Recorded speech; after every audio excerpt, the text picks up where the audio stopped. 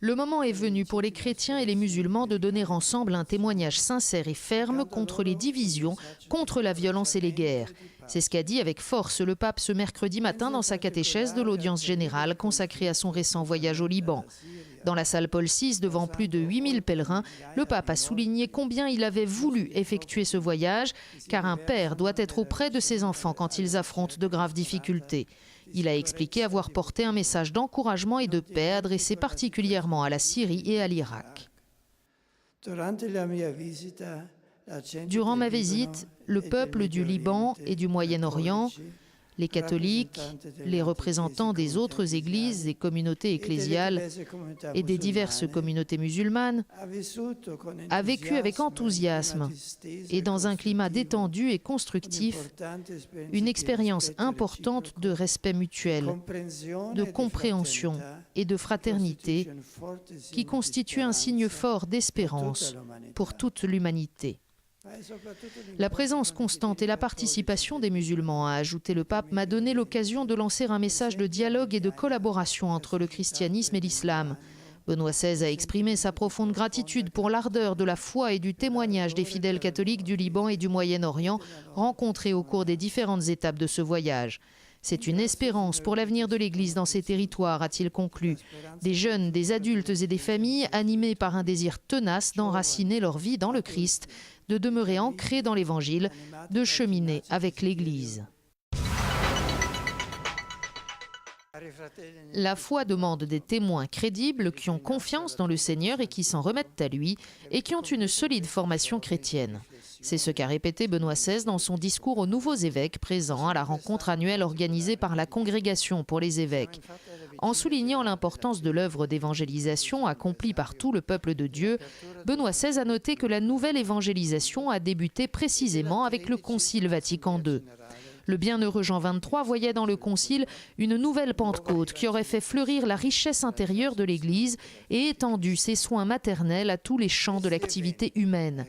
Les effets de cette nouvelle Pentecôte, malgré les difficultés des temps, a expliqué le pape, se sont prolongés, touchant la vie de l'Église dans toutes ses expressions, institutionnelles et spirituelles, depuis la participation des fidèles laïcs jusqu'à la floraison des charismes et de la sainteté. L'évangélisation doit partir de la rencontre avec Jésus et les aspects d'organisation, si importants qu'ils soient dans la vie d'un diocèse, ne doivent pas faire oublier que la première place revient à la pastorale et à l'annonce de la foi. C'est ce qu'a souligné Benoît XVI dans son discours au premier groupe d'évêques français reçus en visite ad limina.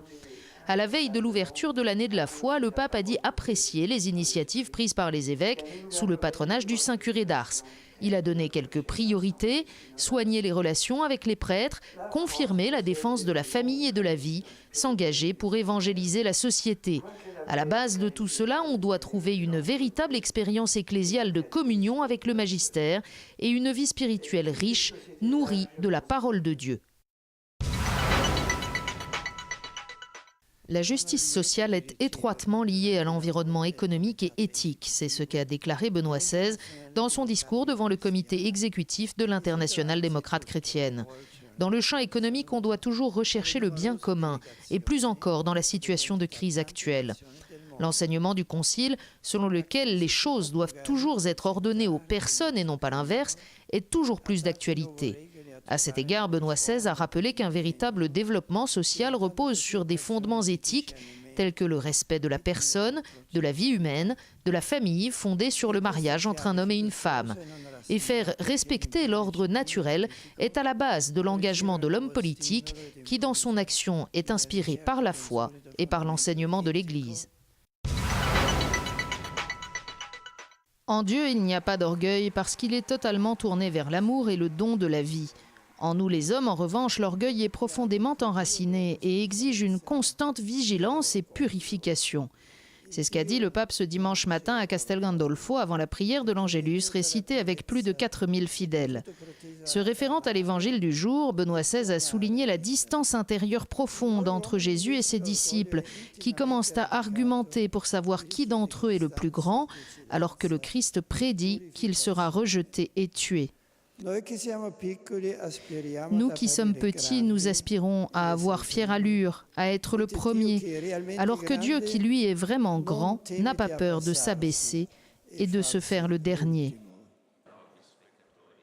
Pour cette raison, a conclu le pape, suivre le Seigneur exige toujours de l'homme une profonde conversion, un changement dans la façon de vivre et de penser. Cela demande d'ouvrir son cœur pour se laisser éclairer et transformer intérieurement.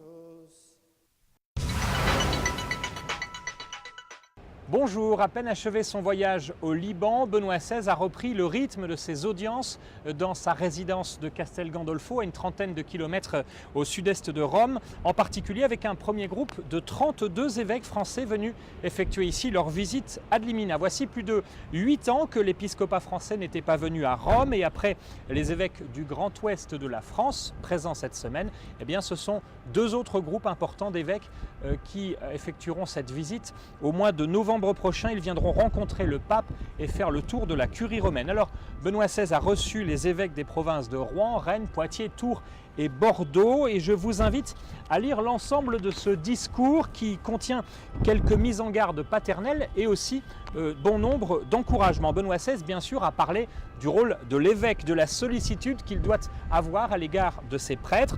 Il a également invité les évêques à être les garants de l'unité diocésaine en étant attentifs à toutes les sensibilités présentes dans un diocèse, en veillant ainsi à ne laisser personne sur le bord de la route.